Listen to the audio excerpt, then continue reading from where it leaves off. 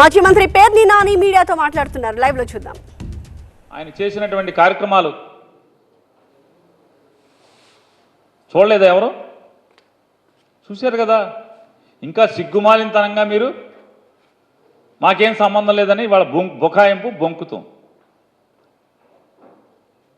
కిందట నెల 1వ తారీఖు వరకు పెన్షన్లు ఇచ్చింది ఎవరు?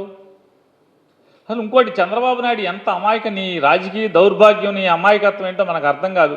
55 మాసాల పాటు వాలంటీర్లు పెన్షన్లు ఇస్తే 56వ మాసం 57వ మాసం వాలంటీర్లు ఇవ్వకపోయినంత మాత్రాన ఏంటి ఏమవుద్ది?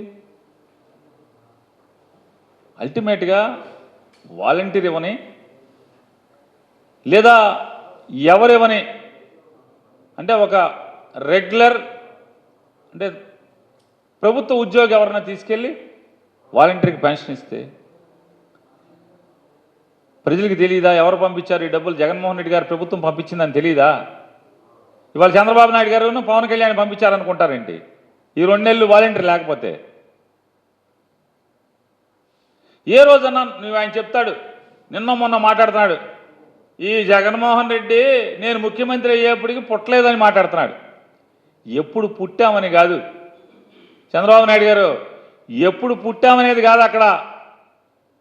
మర్రి చెట్టు, తావి చెట్టు, యాప చెట్టు లాగా 100 సంవత్సరాలు పుట్టక్కర్లా, 100 సంవత్సరాలు 1000 సంవత్సరాలు బతకక్కర్లా.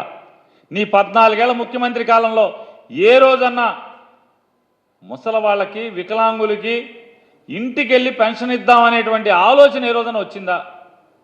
రాదు. ఎందుకని? నువ్వు ఒక పెత్తందారి మనస్తత్వం ఉన్నవాడి, పేదల పట్ల జాలి ఉండదు, పేదల్ని ఓట్లుగా చూస్తావు తప్పితే పేదల్ని మనుషులుగా చూడవు. కాబట్టి ఏ రోజు నీకు ఆలోచనే కలగలేదు. వచ్చిందా ఆలోచన అని చెప్తున్నాను.